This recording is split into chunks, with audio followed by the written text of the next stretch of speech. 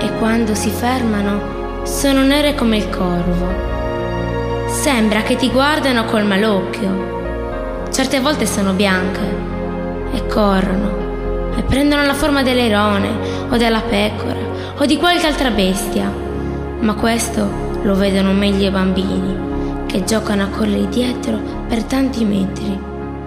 Certe volte ti avvisano col rumore prima di arrivare e la terra si trema, gli animali si stanno zitti.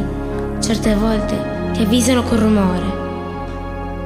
Vanno, vengono, ritornano e magari si fermano tanti giorni che non vedi più il sole e le stelle e ti sembra di non conoscere più il posto dove stai.